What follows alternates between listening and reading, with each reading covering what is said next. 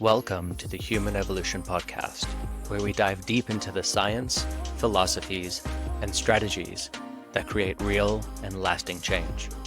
I'm Goldstein, and here we leave traditional self-help behind and map the real terrain of true personal development.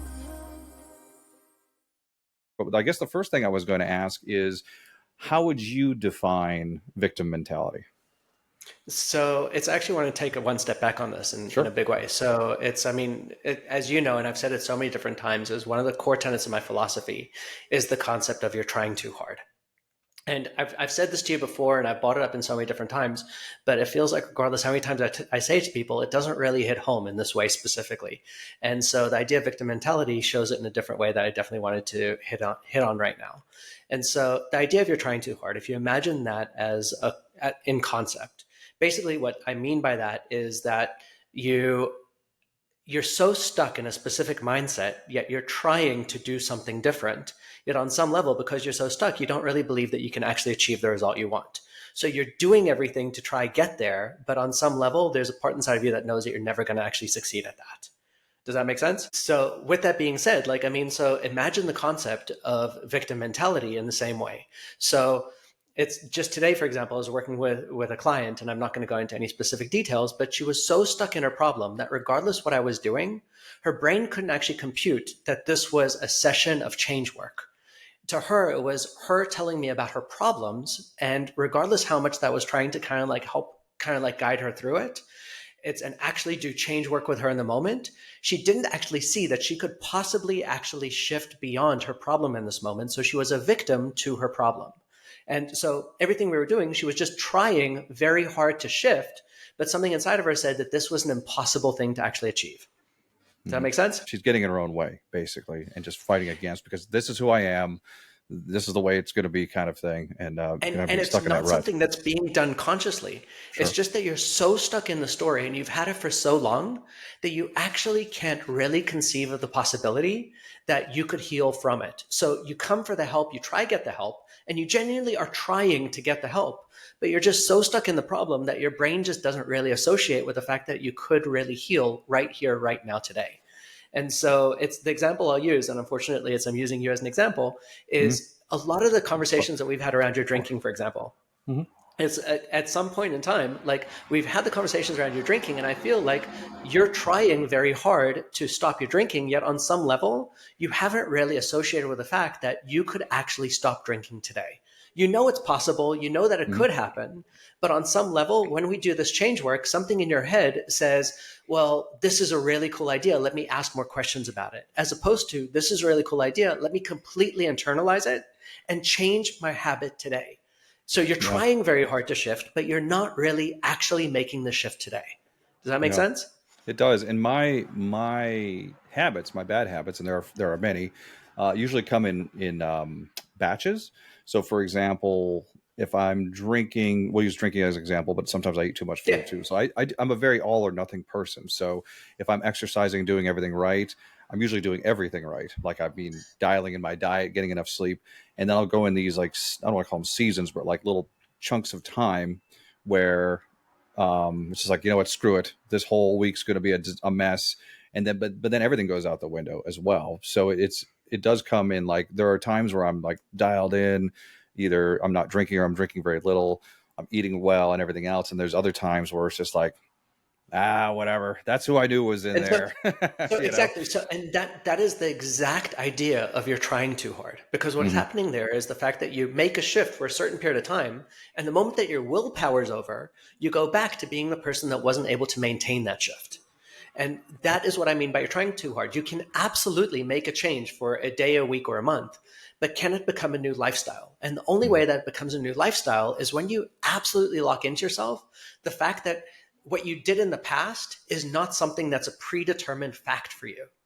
It becomes something that you absolutely make the shift, and you just look at the previous year. And we were just having a conversation about this without going into too much detail about that, just because it doesn't really fit.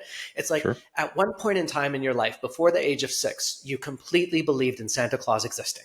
It was a fact, Santa Claus existed.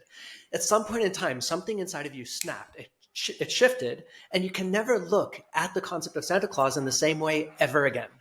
Yet Up until the age of 6, if I tell you, you know what, Santa Claus doesn't exist, you go, yeah, I know that, but in the back of your mind, you're sitting there going, but he's wrong. And that's what very often happens for people in the same way, in terms of the fact that they just get so stuck in the mindset of, I, I, I, I can't stop drinking for too long. Like, it's, of course I can beat it for a moment, or I can go through seasons, but can I become a non-drinker? And something in your brain goes, no, I'm a victim to drinking. This is just what I'm going to keep doing forever. And Mm-hmm. that is what I mean in this case. It's not necessarily victim mentality in terms of like just feeling completely victimized by something, but you feel like this is just, you're a victim to the situation, and this is just a fact for you. And Yeah. so you try change, and you rarely do try. You try your darndest to change, but it's not going to be something that you manage to maintain in the long term, because somewhere in the back of your head, you know that that's not a truth for you. This reminds me of something else as well, because I'm traveling right now, and we'll have a different discussion about around the holidays and traveling and seeing family members, good, bad, whatever. You know, there's great parts about all that. And there's also frustrating parts about not just the travel itself, but the eating and everything else that goes along with seeing family. So I know there's a thing where one can go back to, let's say, their childhood home or whatever. Or like now I'm in my grandparents' house where my dad was a child, but I came here my entire childhood, so I'm very familiar with it. But there is something they say when you get back around family, you kind of revert back to your older self in that Oh scenario. So yeah. what the scenario I'm getting at here is that we all met up in Florida just now, and so the last two times I was in Florida, I basically was like, fuck, it's Florida. I'm gonna, I need to drink every day. So I kind of like in a different way, I got back in my old environment, and I'm like, well, this is who I am in this environment. So there you go. And So so, it's the so same to thing a in my large mind. degree, so to a Yeah. large degree, it's like, I mean, to take it back to the concept of victim mentality, what happened was, as you got into the new environment, as you got into the old environment, you became the old self, because Mm-hmm. like that old self is stronger than who you are today.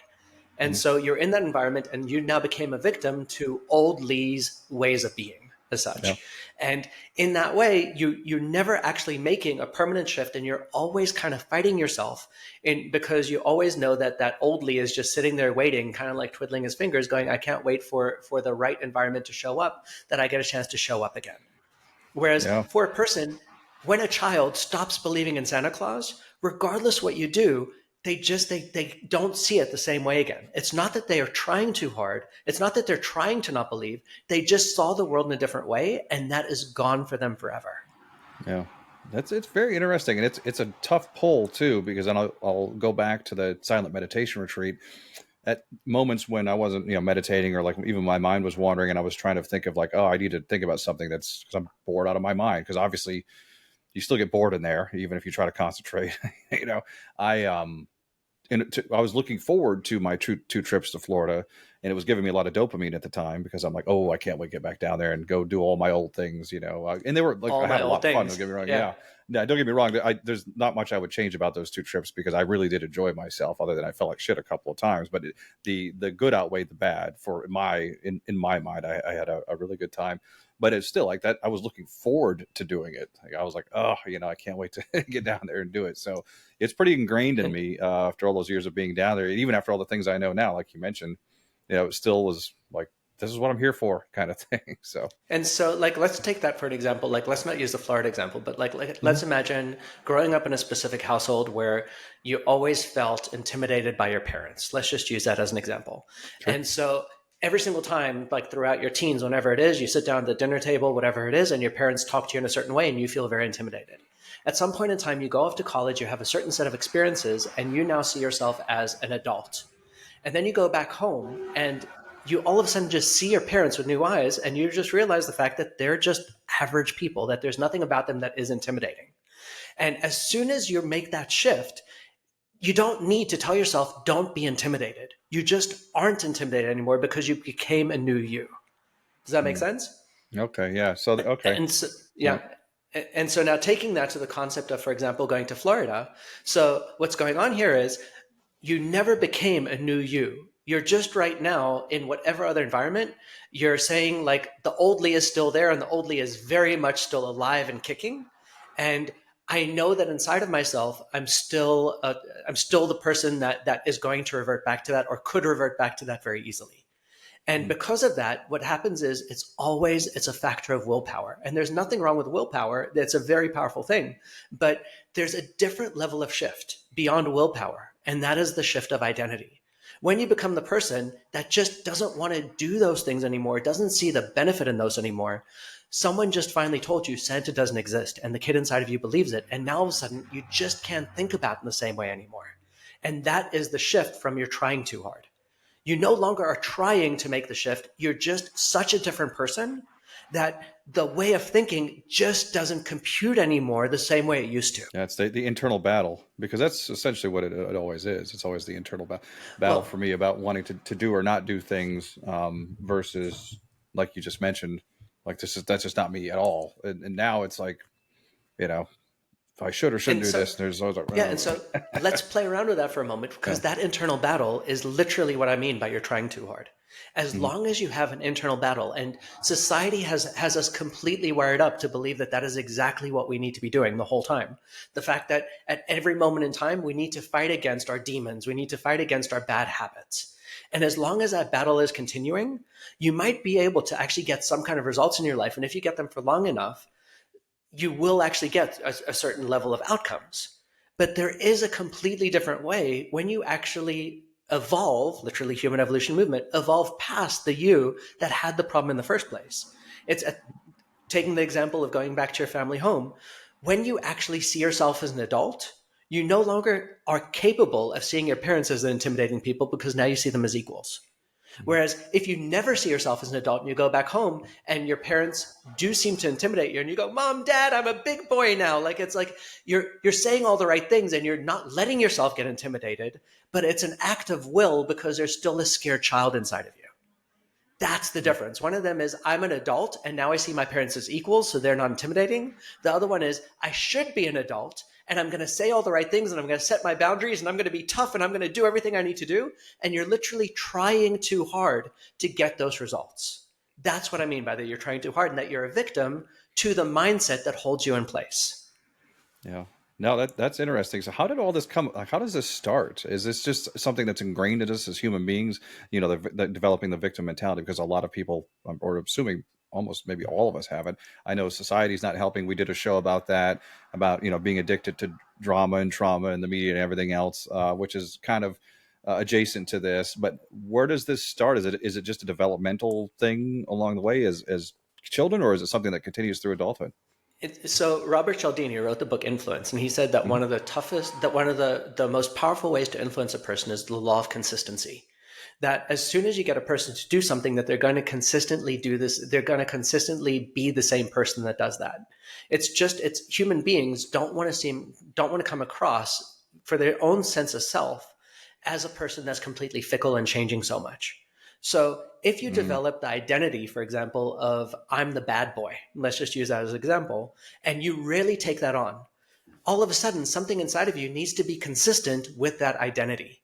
And so what happens is every single time that something shows up, something in the back of your head says, well, I'm the bad boy. This is probably the way I'm going to navigate through it. And you maintain that sense of consistency. And the more often you do it, Joe Dispenza kind of logic, whatever it is, I just love that statement. Neurons that Mm-hmm. fire together wire together. And so the more often you do it, the more natural a habit it becomes for you. It just becomes a habitual way of being. And you just start seeing yourself that way. And and we discussed that pyramid of logical levels before, that the top level of the pyramid, the thing that seems to guide everything, is a level of identity. So when you say, I am a bad boy, I am the bad boy, or I am broken, or I'm an alcoholic, or I'm overweight, or I'm a nervous person, whatever those different things are. As soon as you maintain that, as soon as you create that identity and the law of consistency asks you to maintain it, because that's just who you are, everything tends to happen that way. So the way it tends to start off for a person the first time is it's you kind of like pick up a label over time. Like if you remember that story I gave you of Nicole from way back when, she heard her mother say, oh yeah, Nicole's going to grow up and be fat. So she knew I am fat. It's a very common example is a child, as they're starting to get to know themselves a bit better and starting to see the world, after that they get past the stage of just being open to everything, they tend to sometimes hide behind mommy's lap when they meet a new stranger, for example.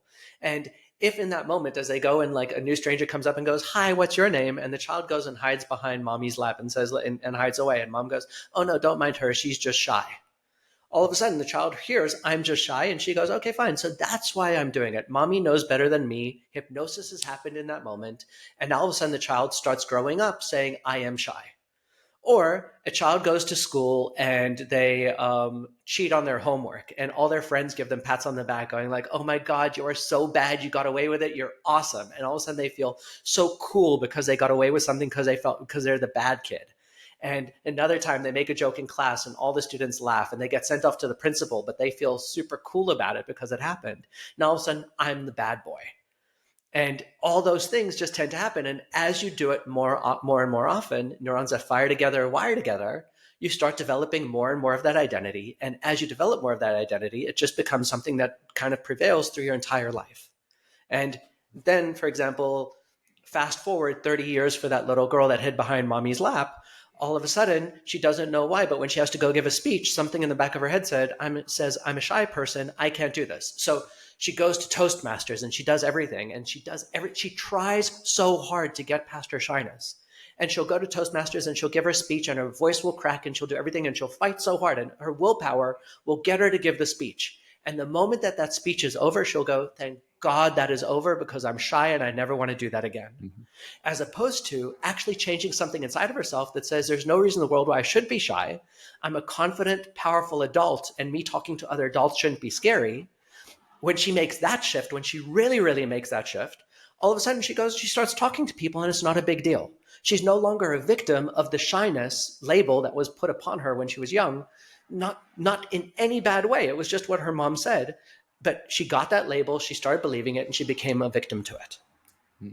How do you think modern society influences this? I mean, I know that's a huge question, but we talked about it on another show. Be a bit more specific. Yeah, I mean, we've got so much going on, and we're recording this in September. We've got an election coming up here in a couple of months, so there's just so much stress. You know, even if somebody's not really following what's going on there's just a lot going on, and there's, you know, we've never been so divided, quote unquote, at least on the fringes anyway. And I feel like victim mentality is, or maybe it's used too much. Maybe that term is used too much by the pundits and talking heads. But I feel like it's a more prevalent. You hear about it more in the media these days, and I feel like things get reinforced more by society. In other words, nobody's doing anybody any favors. I feel like they're just turning up all that childhood stuff. We're just really. We're screwing up the adults and the kids by taking like, oh, you're good at this or you're not good at that, and then they just crank it up and reinforce it even more, you know? Amen to that. So much truth to that. And that's genuinely what happens. I mean, in terms of the fact that like society has it such that when you do a test, you get a big red X's over the things you get wrong. And all of a sudden you start seeing that you're bad here and you're good there.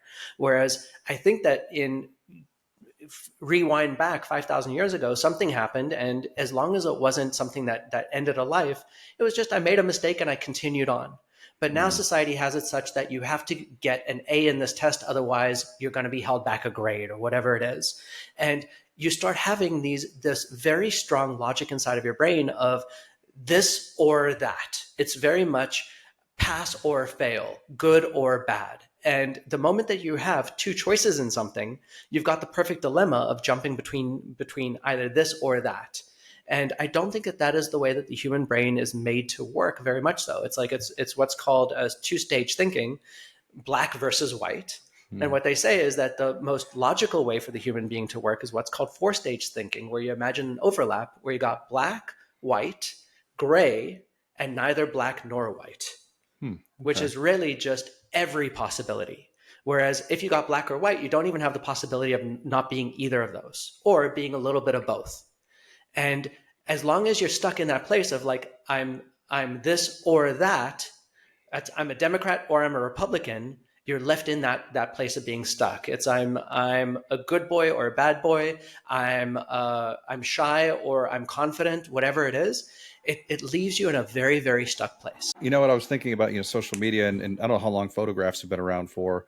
I mean, I know they've been around for a long time. I'm going to say at least the 1800s, but I think further back than that, because even before we had a flash bulb, I think that there was still a way to capture images. So anyway, what I'm getting at is that for most of human existence, there was really no way of, like, if I did something really stupid and everybody filmed it right now, at the world famous elbow room, for example. Shout out to the elbow room. But if I did something stupid, that's probably going to be somewhere for the rest of my life anyway. You're So immortalized.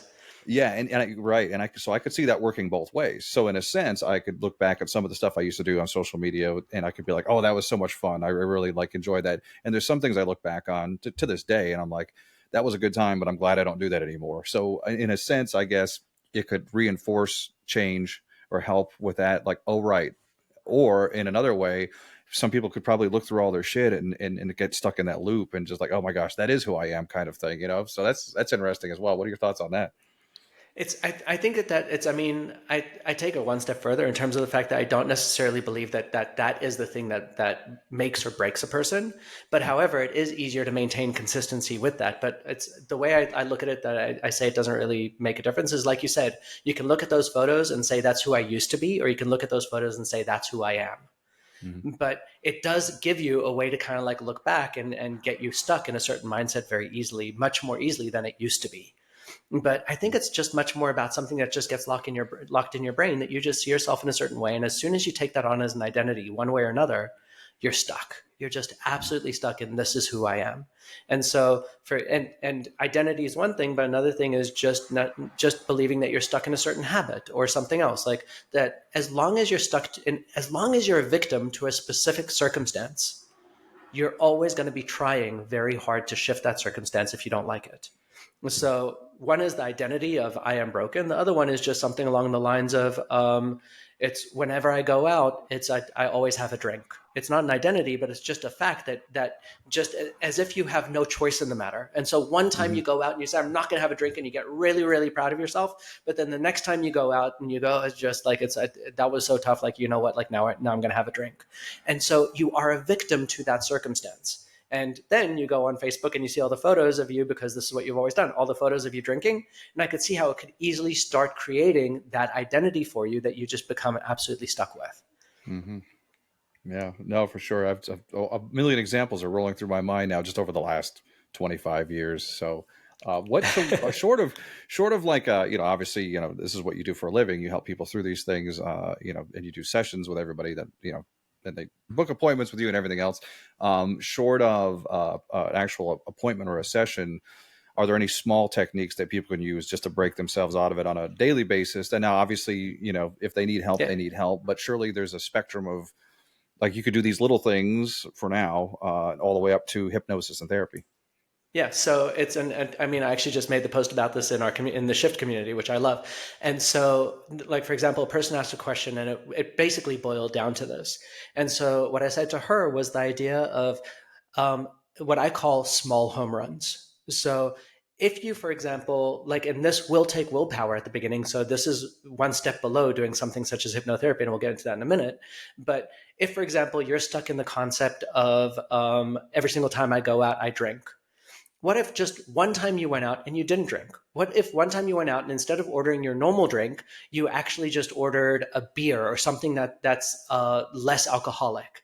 And the idea is, what you want to do is start giving yourself a pat on the back and start proving to yourself that you're not a victim to that happening.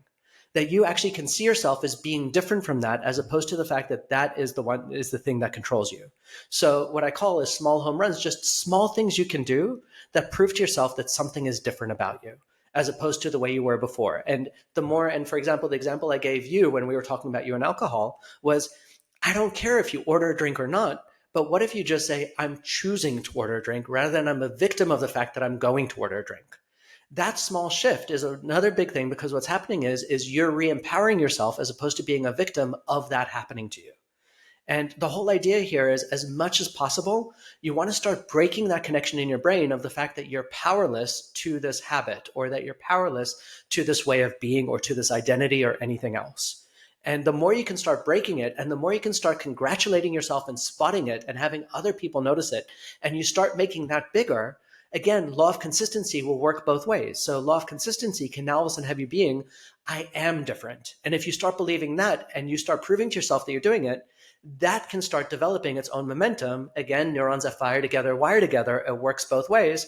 You now have the chance to actually make something different about yourself. Also, I was thinking too, with alcohol in particular, It's particularly bad for this circumstance for anybody because, as you know, it's the part of your brain that reasons and inhibits things slowly gets worn away. A couple of drinks in, so not only are you working against, like, because one or two drinks Mm-hmm. in, I can be like, you know what, that's enough. But three or four or five in, then it's kind of like I don't want to use snowball, but you know what I mean. It becomes harder Yeah. and harder to actually have those mindful thoughts because your brain's like, fuck it, more, kind of So, thing. so let's just play around with that for one moment for Sure. like other people that might be with the same situation. So let's just say you go to a bar and you make the bad choice and you do not necessarily make the bad choice, you make the choice and you drink.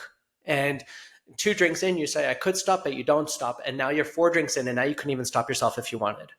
You've got two choices in that moment. One choice is that you start fighting yourself and you say, I am powerless, I'm an alcoholic. Another one is saying, you know what, like I'm not powerless, but at this moment I'm powerless. And so I stepped on the roller coaster and I can't get off now. So Sure. one of them reinforces the fact that you're a victim to this habit. The other one says, I went too far down this. I'm not a victim. Next time I can make a different choice. And so this time I'm stuck on it. It's like there's that saying, Hmm. like, I mean, like it's Abraham Hicks says it. It's like, I'm gonna mess it up, but like what happens if you jump out of an airplane without a parachute? And just hold on, it'll be over soon. It's like it's that kind of thing in terms of like Yeah. it's Yeah. so it's that concept of like, I mean, if you've already gone down there to the point that you're just so stuck in the momentum, let the momentum carry you and next time start over. But don't sit there saying, this is who I am and I'm stuck. And now I've got another reference experience that I can use as consistency of I'm weak to this and I'm a victim to it. Hmm. And now, whenever I have a few drinks, I'm definitely going to keep drinking. That's what's going through your head. You know what I mean? No, this is interesting Exactly. because because obviously I've used these techniques before and they've worked for me. Where I said I'm choosing to or not to, and I had an experience last night because I'm here, with my grandparents, and I was having a beer with my grandfather, which obviously I was going to do that no matter what. So, but I poured another one at one point and I got halfway through it and I'm like, I'm looking at it and I'm like, I don't really need to finish this. And I ended up dumping it out, and which I'm glad I did. But in my I'm brain, proud I of you was for like, that. yeah, thank you. And I felt good about it. But in my brain, I'm like, you can't dump that out. You have to finish your beer. And I'm thinking, well, whose fucking rule is that? Whose idea was that? But you know what I mean? But Amen. I had to really think about it. And I'm like, do I really want this? Or am I just drinking it because always been part of those bar culture guys that are like, you better not waste that beer, kind of thing. So yeah, but there's definitely a lot of round and round going in there. Um, so that makes a lot of sense, and I know, like, it's always a work in progress, as they say. Now, hypnosis is something that you take these things much further on, and I know we've talked about it a few times before. But for anybody who's just tuning into this particular episode, let's say somebody comes to you and they need a session. We don't need to get into all the specifics of it, but how does that take this treatment even further? So I mean, the beauty of hypnosis is that you can actually sometimes, if necessary, and I'm not saying that that's always the case, but when a person is in that relaxed state, you can actually help the brain actually form a new connection that it couldn't do as easily in a conscious state. So, for Mm. example, the story I told you one time before of Nicole, for example, when we found out when she was 5 years old and her mother said, oh, Nicole's going to grow up and be fat, we got the adult to analyze that situation and say, you know what, mom said something about me, but she wasn't a psychic. She wasn't an oracle. She said something about me and it isn't a truth. As soon as her brain made that connection, all of a sudden Santa Claus stopped existing and she was able to see, you know what, like now I'm overweight, but I'm not destined to become a fat person.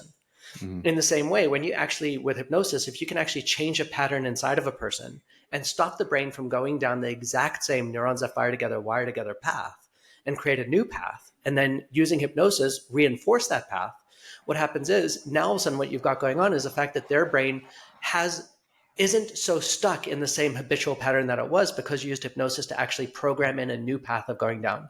So for example, and I'm just going to use a very silly example here, and I'm not saying that this is the way it would work in hypnosis, but what if I were to tell you, like, I mean, like, it's if I were to hypnotize you and I were to say, from now on, I'm going to count to three, click my fingers, and when I do, when you sit down and you reach for the alcohol, there's going to Mm. be a voice, there's going to be a loud voice that booms in your head that sits there saying, like, I don't want this.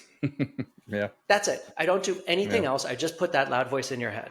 What happens is, up until now, you got it, and there was a voice in your head going, "Ooh, this is great. This is just what I like." Now all of a sudden, I've put in one extra pattern in there that, as you reach for it, a loud voice booms in your head going, "I don't want this," and it's enough to snap you out of the path that you were going Yeah. on, and you go, oh, wait, maybe I don't want this.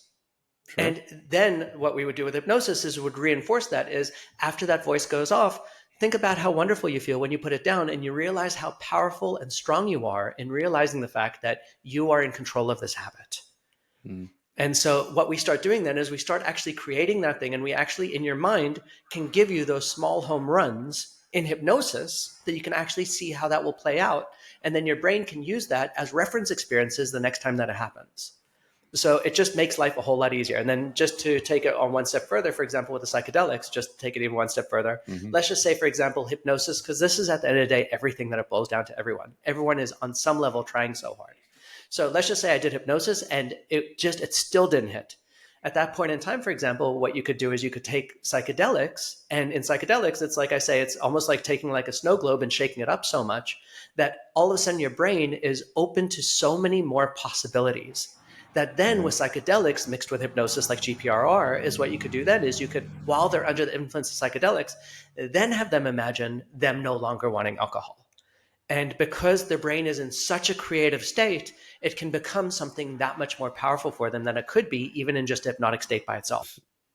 I don't necessarily know that I ever want to stop consuming. I'm just using alcohol as an example. That I ever want to stop Mm-hmm. doing it, but because here's the thing. Other thing too is there's I attach so much social fun or social whatever to it.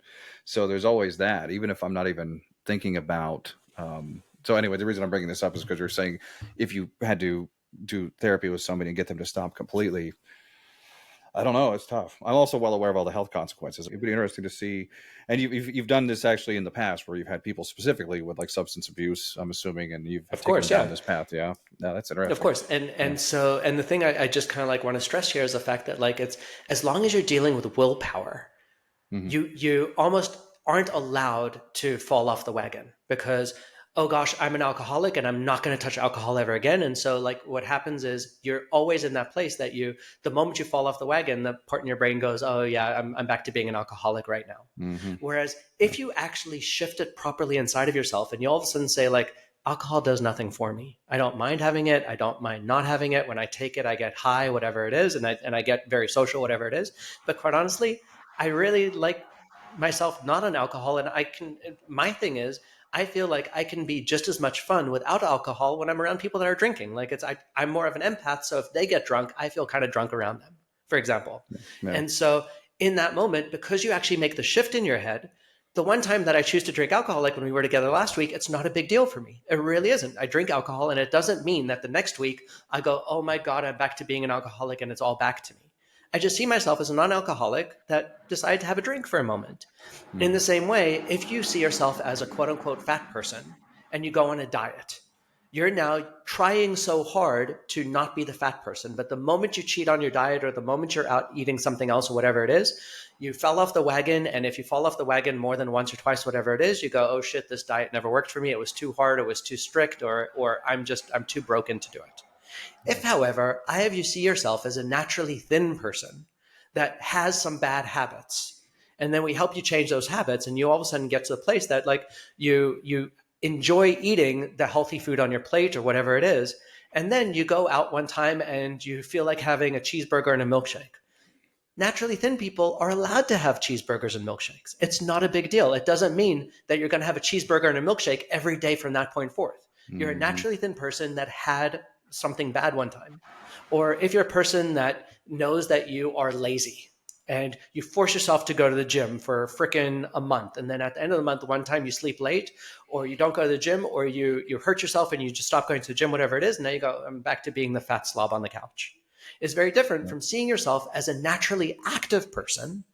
And you go to the gym because you enjoy going to the gym. And if you don't go to the gym one time, you go, well, I'm going to really enjoy going tomorrow. It's a Yeah. completely different world when you make that shift and see yourself through the different lens. Yeah. No, I love that. That applies to literally everything in life.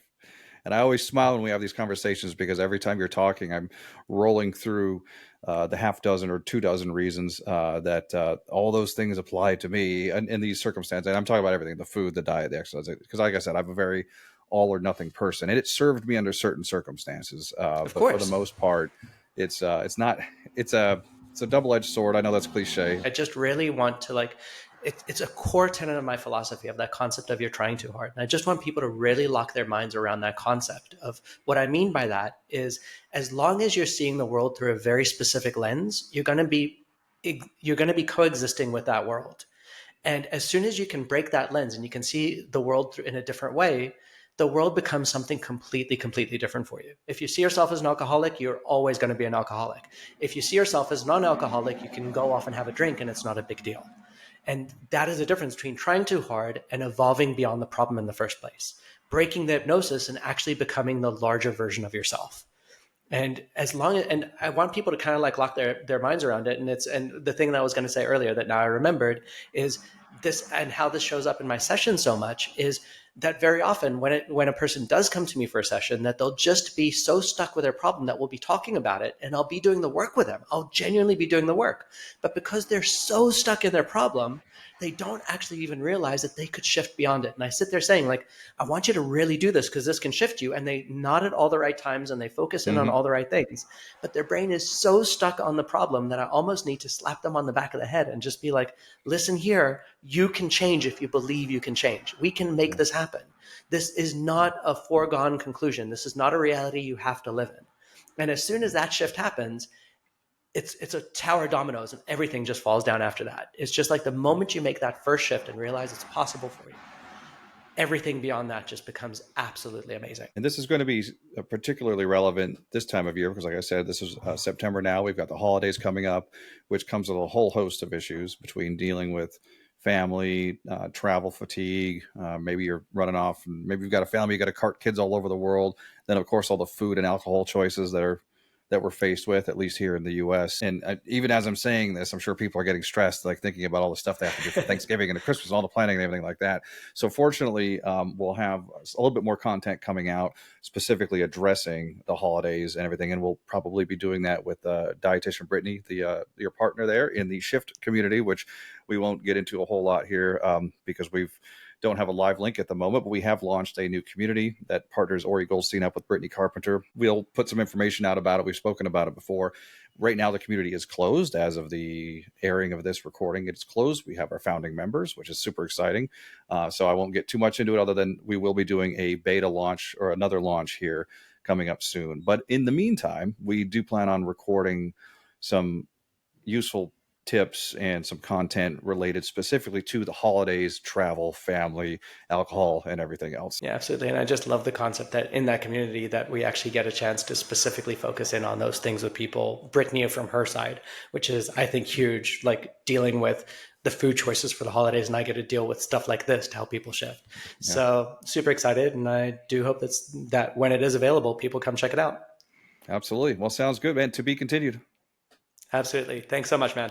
Hey everyone, it's Lee. Just one more thing before you go. If you've ever wondered if journaling could change your life, you can find out for free by downloading the Emotional Alchemy Journal from the link in the description. Also, if you're looking to connect with people who are just as passionate about growth as you are, check out our Facebook community. It's a great place to discuss what you've heard on the podcast and get access to exclusive content and sessions that are only available there. Just search for Human Evolution Movement on Facebook, or you can find the link in the description. Until next time, keep challenging the chaos within, be a little kinder to yourself, and let's continue to evolve together.